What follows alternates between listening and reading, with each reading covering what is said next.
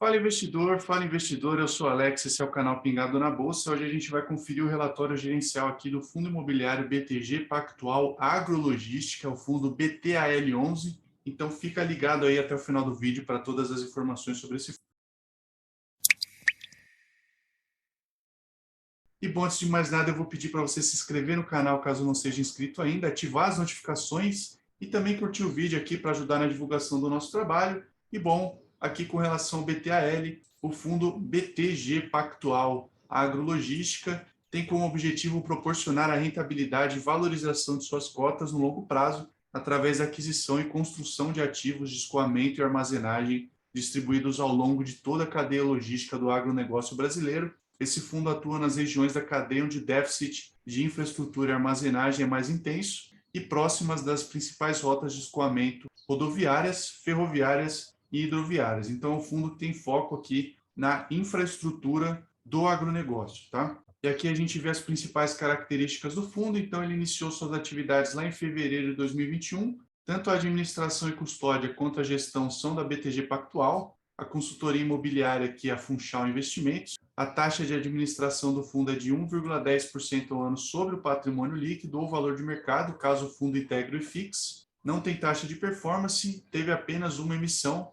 são 5 milhões, quase 6 milhões aqui de cotas. O código é BTAL11, o prazo é indeterminado e o público-alvo é investidores em geral. E aqui alguns destaques financeiros do fundo. Então, o valor de mercado aqui na database de 31/5 era de 592 milhões de reais, o valor de mercado da cota aqui R$ 98,90, o valor patrimonial de 618 milhões e o valor patrimonial aqui por cota de R$ 103,04. Então, a gente vê que no mercado esse fundo está sendo negociado abaixo do seu valor patrimonial por cota, e o rendimento mensal aqui foi de 83 centavos por cota, que dá um dividend yield anualizado de 10,1%, um dividend yield interessante, certo? Mesmo a gente considerando a Selic aí a mais de 13%, a gente tem que considerar que esses rendimentos aqui dos fundos imobiliários são isentos de imposto de renda, certo? Esse fundo tem 29.609 investidores. A média ponderada aqui do prazo dos contratos de aluguéis pela receita contratada é de 10,1 anos. São 11 ativos diferentes que esse fundo tem.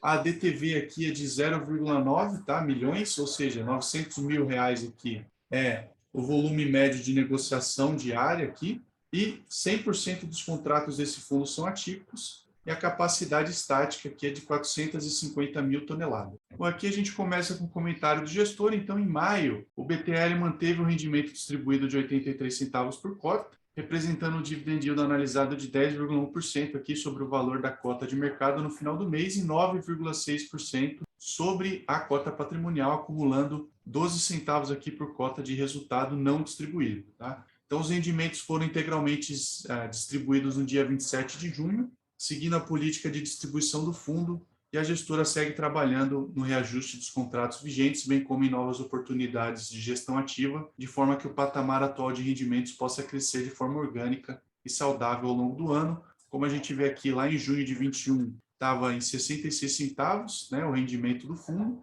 enquanto que agora, em maio de 22, aumentou para 83 centavos aqui. No acumulado de 12 meses, eles pagaram aqui R$ 9,50 por cota. E aqui vamos dar uma olhada no comentário do gestor sobre o cenário macroeconômico. Então, a gente tem a inflação que desacelerou no mês para 0,47%, após uma alta de 1,06% aqui no último mês. No ano, o IPCA já acumula uma alta de 4,78%, lembrando que a gente está em junho ainda, certo? E aqui eles estão considerando até maio. E nos últimos 12 meses, 11,73% contra 12,13% aqui registrados em abril. O resultado de maio corresponde à menor variação mensal desde abril do ano passado, quando o IPCA ficou em 0,31% e a inflação ficou abaixo do esperado pelo mercado devido principalmente à queda do custo da energia elétrica, caiu aqui quase 8%, e pela desaceleração dos preços dos alimentos, que registrou aqui 0,48% em maio, frente à alta de 2% em abril. Por outro lado, 8 dos 9 grupos de produtos e serviços pesquisados tiveram alta, como as passagens aéreas aqui com 18,3%, remédios com 2,5%, que apresentaram um forte acréscimo no mês. Então, dessa forma, a expectativa de mercado é que o IPCA termine 2022 acima de 9%. E aqui, em relação à atividade econômica, os indicadores continuam consistentemente surpreendendo para cima, em grande parte pela normalização dos serviços que aceleraram com o arrefecimento da pandemia, a alta do preço das commodities, que impulsionam os investimentos, a retomada da produção de bens duráveis, de forma que já se projeta um PIB acima de 1,5% para 2022, e para o segundo semestre, a gestão aqui projeta uma desaceleração da atividade econômica, sendo um reflexo aí dos efeitos de aperto monetário. E o fundo aqui, a rentabilidade bruta acumulada do BTAL, com base 100, tá? Base 100 do início do fundo, lá em fevereiro, como a gente pode ver aqui, o BTAL está bem próximo aqui do IFIX. O BTAL é essa faixa em azul,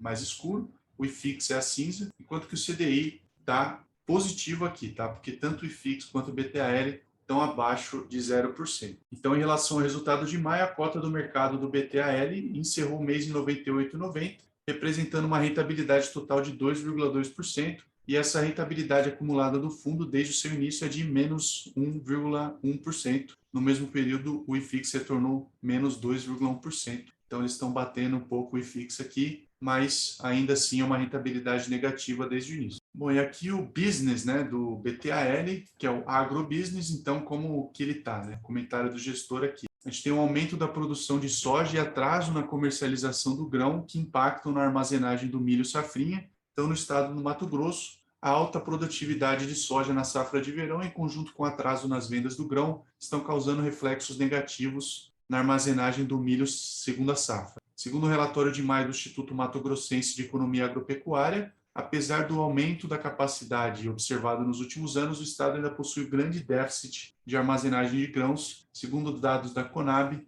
a capacidade atual de armazenagem dos grãos no Mato Grosso está em 39 milhões de toneladas, com aumento de 625 mil toneladas se comparado com o mesmo período do ano anterior. Considerando a estimativa de incremento na produção de soja e milho na safra 2021 e 2022, o déficit de armazenamento para essa safra está projetado aqui em 54,64 milhões de toneladas, considerando a recomendação da FAO, que é a Organização das Nações Unidas para a Alimentação e a Agricultura, e o que traz um alerta quanto ao início da colheita do cereal no estado. Então, o IMEA destaca como ponto de atenção o fato de que a comercialização dessa temporada de soja e milho se encontra atrasada em 5,2% e 6,6%, respectivamente, quando a gente compara com a média nos últimos 5 anos, que pode indicar um maior volume de grãos estocados. Então, nesse sentido, o Instituto ressalta a importância dos produtores se planejarem para mitigar as dificuldades de armazenagem que o Estado ainda possui nessa safra. Então, lembrando, esse fundo imobiliário aqui, ele trabalha com a logística, e a armazenagem faz parte da logística do agronegócio, certo? E aqui eles continuam como reflexo desse cenário deficitário. Uma unidade de trading aqui de grãos norte-americana da Cargill, em Boa Esperança, próxima à cidade de Sorriso, armazenou aproximadamente 21 mil toneladas de milho a céu aberto, refletindo o ritmo acelerado da colheita na temporada. Nas próximas semanas é estimado que mais de 12 mil toneladas aí do grão devam ser depositadas no local. Embora essa prática de armazenagem seja comum na região e adotada por diferentes produtores e empresas durante o período de seca, ela reflete bem o imenso déficit de armazenagem que o Brasil ainda possui. E em 2021, o déficit de armazenagem somou 76 milhões de toneladas aqui. Essa atual conjuntura reforça a tese de investimento do Betal, ancorada na aquisição e construção de ativos de escoamento e armazenagem distribuídos ao longo de toda a cadeia logística do agronegócio brasileiro, e a gestão acredita que os ativos do fundo estão bem posicionados no cenário logístico e com diferenciais competitivos importantes. Claro, isso aqui demonstra que ainda existe um mercado para crescimento desse tipo de oferta de imóveis, tá? Então, desse tipo de oferta de logística para o agronegócio. Então, se são 76 milhões de toneladas e a gente tem uma capacidade atual aqui de armazenagem de 39 mil toneladas, Mato Grosso, a gente vê que ainda tem bastante chão para ser percorrido aqui e realmente a tese do Betal pode funcionar muito bem se a gente for pensar num cenário em que a gente continue tendo esse tipo de produção aí do agronegócio e que a gente precise dessa armazenagem mais alta. Bom, e como é que foi a evolução da alocação aqui? Foi a primeira emissão de cotas lá em fevereiro de 21. Então, ele iniciou suas atividades aqui com a captação via oferta pública. Foram 598 milhões captados aqui, pós custos de emissão. Aí eles compraram já em fevereiro tanto o complexo industrial de sementes, quanto o terminal de transbordo intermodal, quanto o centro de recebimento de grãos, e em março eles compraram um terminal portuário.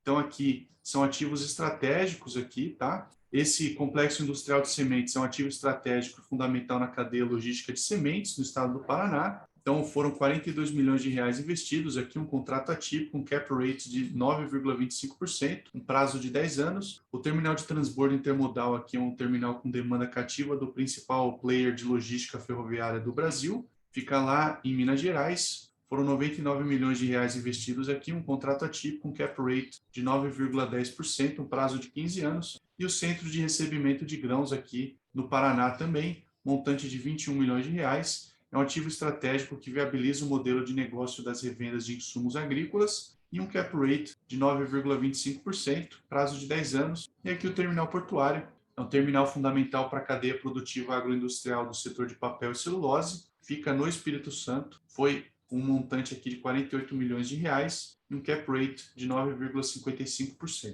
Depois, ainda em março, a gente teve mais 3 investimentos aqui, o CRI Serpasa, então o CRI voltado para a conclusão da usina de açúcar e etanol em região pioneira do oeste da Bahia, então fica na Bahia, 60 milhões de reais, tem uma garantia real aqui, a taxa IPCA mais 9,3%, um prazo de 10 anos, o CRI Andali, CRI para desenvolver um terminal em parceria com a líder de transporte ferroviário do Brasil, fica em Goiás, então foram 106 milhões de reais, também tem uma garantia real, a taxa IPCA mais 6,75%, 10 anos de prazo, e os centros de recebimento de grãos são ativos estratégicos com mercado cativo em raio de atuação importante em uma das principais áreas produtivas de grão do país. Então, fica no Paraná, na cidade de Maripá, Palotina e Cascavel, 59 milhões aqui de reais investidos, contrato atípico, 9,25% de cap rate, um prazo de 10 anos. E em maio, abril e maio, né, de 2021, a gente teve um armazém refrigerado, conclusão de armazém para atender a demanda do líder global de segmento de defensivos e sementes, fica no estado de Goiás, 45 milhões de reais aqui, um contrato atípico, 9,10% cap rate, um prazo de 8 anos, e um armazém graneleiro aqui em maio de 2021, desenvolvido para abastecer a maior e principal planta da FS Bioenergia, localizada em Sorriso, Mato Grosso, 75 milhões de reais, contrato atípico, 9% aqui de cap rate e um prazo de 10 anos para esse contrato aqui. E como é que está a composição do portfólio aqui? Então, 555 milhões de reais, 93% mais ou menos alocados em ativos-alvo. Então, a gente vê aqui o volume financeiro e concentração por ativo aqui, tá? Não tem tanto de caixa, são 13 milhões aqui de reais em caixa. E aqui a receita mensal por ativo também, por cota, certo? Então, a gente pode ver a composição, 6 centavos aqui, 14 centavos, 3 centavos, 7 centavos, 9, 10, 2, 3, 3 de novo, 6 centavos aqui,